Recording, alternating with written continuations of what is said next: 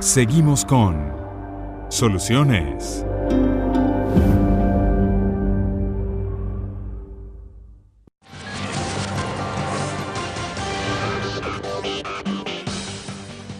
Continuamos acá en Soluciones. Comunicación efectiva, el tema que estamos tratando el día de hoy. Algunos comentarios nos hacen llegar a través de nuestras redes sociales desde muy temprano. Por ejemplo, Edgar dice, Edgar Piso B, Piso Trejo, dice, buenos días, por favor, desarrollen la diferencia entre comunicación y comunicación efectiva.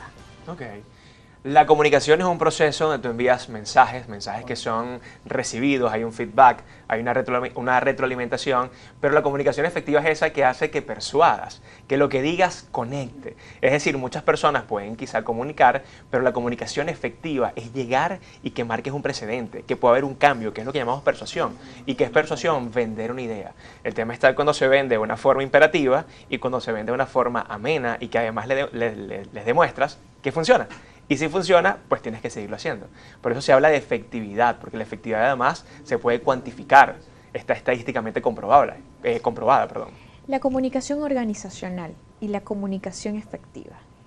Bueno, indiscutiblemente también está basado en lo mismo, ¿no? Nos comunicamos desde que nacemos, estamos constantemente, el proceso de comunicación para nosotros es natural, es orgánico, sencillamente está en nuestras venas, está ya después cuál es tu misión en comunicar. Las empresas dicen, ¿cómo quiero verme yo con mi público interno y con mi público externo? Evidentemente, si tienes muchos problemas internos, cuando te vas a comunicar con ese cliente, puede llegar un momento en que se va a dar cuenta qué tan bien está tu empresa o qué tan mal puedes estar comunicacionalmente hablando. Se trabajan dos puntos, internamente con tu empleado, con la persona que trabaja día a día y con el público. Hay empresas que evidentemente se trabajan diferentes porque hay unas que tienen muchísimo público que atender, otras que no, que son realmente empresas muy pequeñas, muy puntuales, que no tienen tanto público diario. Y se trabaja de esa forma, interna y externamente. ¿Qué quiero comunicar? ¿Cuál es mi mensaje para el público que me va a comprar mi producto? Y cómo manejo yo internamente con mi empleado, con el día a día de las personas que son funcionales para mi organización.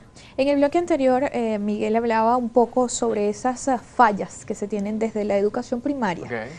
Para pues aprender a hablar bien, para aprender a expresarnos bien y que pues cuán importante es desde que estamos niños. Además del tema de la lectura, ¿qué otras fallas creen que puede haber en la educación primaria? Mire, con la educación primaria tengo una anécdota que siempre la cuento y además es parte de mi libro, parte de mi conferencia. Mi papá es de un pueblo llamado Canaguán del estado de Mérida, municipio de Arzobispo Chacón, 5 horas de la ciudad de Mérida. Y yo cada vez que le preguntaba a mi papá, papá, ¿por qué tú hablas tan mal? Porque él habla mal para nosotros los que estamos en la ciudad y además tenemos una profesión y nos hemos desarrollado en la oratoria. Y él me decía, ¿cómo quiere que hable si la maestra mía era la vecina de al lado?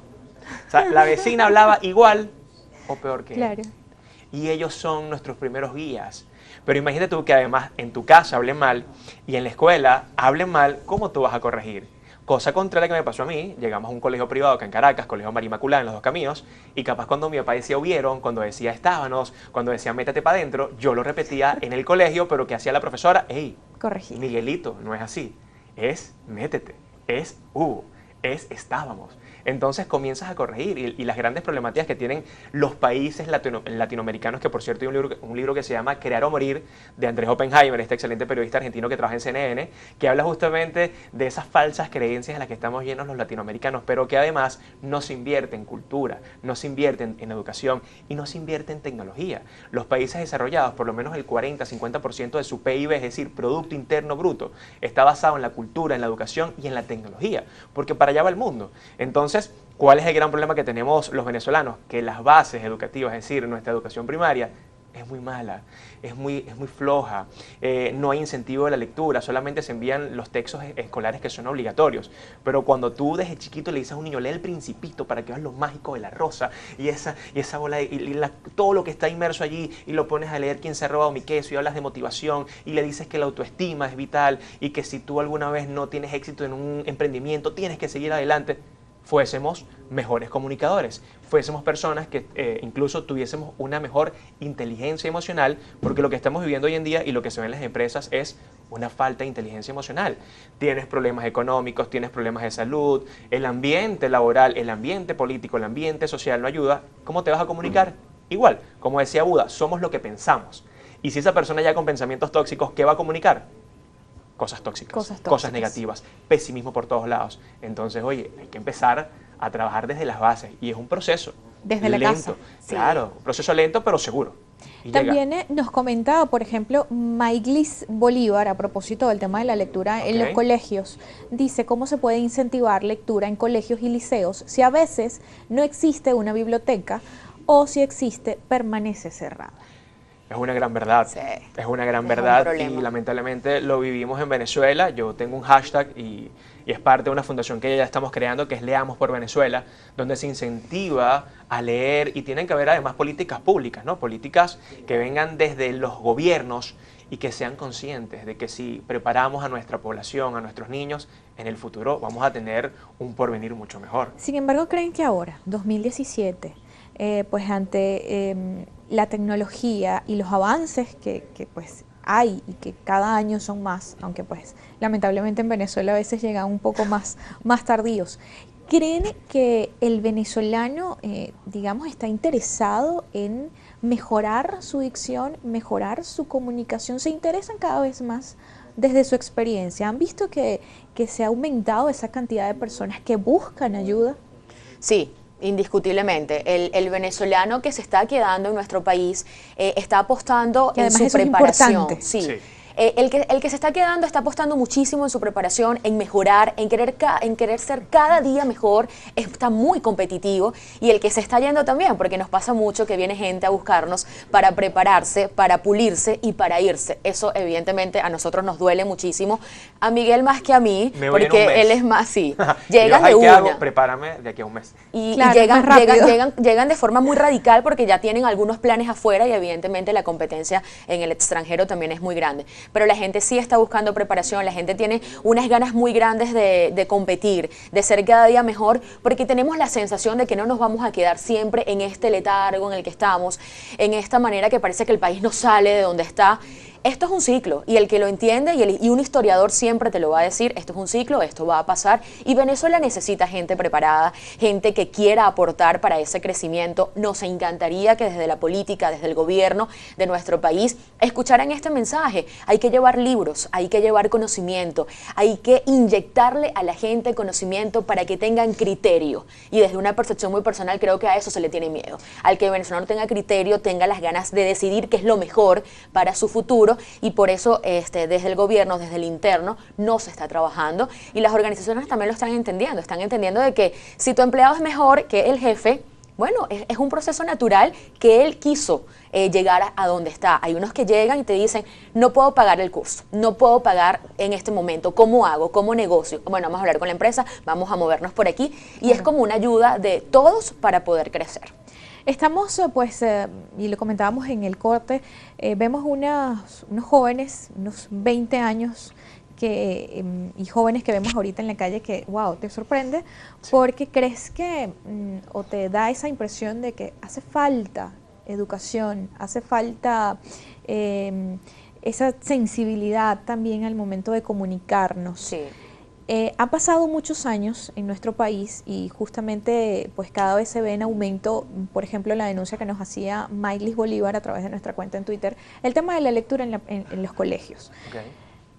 Ha pasado mucho tiempo, hay unos jóvenes que están creciendo sin la biblioteca en el colegio, sin a lo mejor o con padres preocupados por otros temas, por temas políticos, por temas económicos, por temas sociales, en fin. Y no hay esa comunicación efectiva en casa, no hay esa comunicación efectiva en los colegios, no la conseguimos. Van en aumento los adolescentes, van creciendo. ¿Qué pasa con ese joven que en este momento se está desarrollando en esta situación de país? Mira, tenemos una degradación social increíble, ¿no? Tenemos unos jóvenes que prefieren delinquir, tenemos a unos jóvenes que prefieren estar en las calles pidiendo. Hace rato te contaba algo de los políticos que conozco, que están haciendo grandes trabajos en sus municipios, llevan a los niños de 9, 10, 11, hasta los 15 años a sus casas con pacas de dinero, los entregan y las madres dicen, no, déjenlo en la calle, porque en la calle primero come 3 veces al día porque le dan comida y en segundo lugar trae dinero para la casa. Niños que ni siquiera son adultos, son unos niños, no son ni siquiera adolescentes. Y además de eso están creciendo sin valores. Tocabas algo muy importante, hablamos como nuestros padres.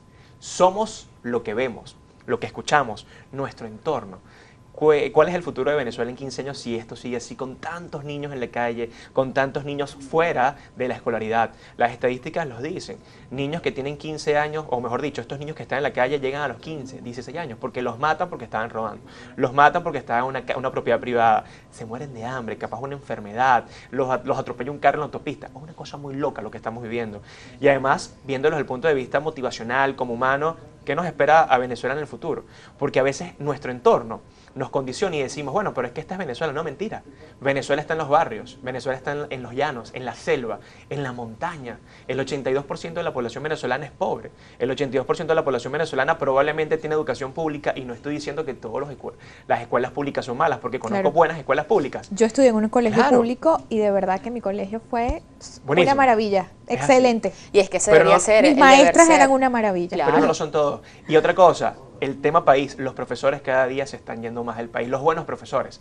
Entonces, si no tenemos una política efectiva en los barrios, en la comunidad, en el llano, en la selva, donde se lea, donde los chamos se llenen de valores, de cultura, donde la ideologización no esté por encima de eso, tendremos un mejor futuro. Porque al final de cuentas la gente, cuando uno habla de esto, dice, ay, tú sí eres comeflor, Miguel, tú sí eres rosa, tú sí eres bonito, tú sí eres optimista. No, es que un país al final de cuentas es la cultura que tengamos, los valores, y sobre todo algo muy importante que manejo mucho por mis redes sociales, la identidad. ¿Qué somos los venezolanos? Somos gente chévere, somos gente agradable, somos gente emprendedora. Hace poco colocaba una estadística en Estados Unidos. El venezolano en Estados Unidos es el migrante más preparado, es el que tiene más títulos, es el que tiene más cursos, es el que tiene más experiencia laboral. Esto nos debería llamar a la reflexión de que tenemos que seguir preparando a nuestro futuro, y nuestro futuro son los chamos. Ya nosotros estudiamos, gracias a Dios trabajamos, pero oye, queda un sinfín de niños, de jóvenes, adolescentes que están abandonados, que están descuidados, y además los padres tampoco ponen de su parte porque quizás no tienen dinero, porque quizás el entorno es tan desfavorable que ni siquiera pueden hacer un esfuerzo. Pero justamente, pues la llegada a esta pantalla, Miguel, creo que va a ayudar a muchos. Amén. Amén, que así sea. Marlene Navarro, a través de nuestra cuenta en Twitter, nos pregunta o nos comenta, dice, buenos días, ¿algún tips para enriquecer nuestro vocabulario? He escuchado que leer un diccionario. Maravilloso. Leer un diccionario, puedes leer 5 palabras al día y estás aprendiendo. Todos los días podemos aprender un concepto nuevo y eso nos va a ayudar. A veces las personas, cuando escuchan, por ejemplo, lo que acaba de decir Miguel, de leer, lo relaciona con que cómo voy a comprar un libro. Si un libro está costando tanto, es mejor comprar 1 kilo de carne, 2 kilos de queso. No es necesario.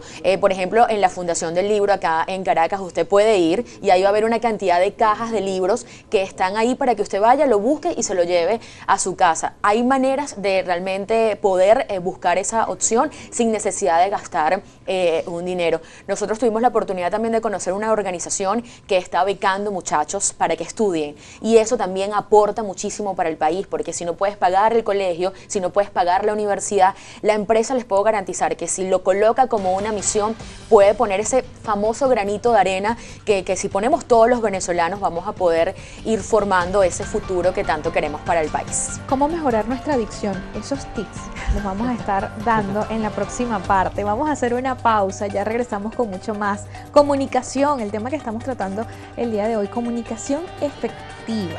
No se pueden perder la próxima parte porque ya regresamos con recomendaciones, con soluciones. Ya volvemos. Usted está viendo Soluciones.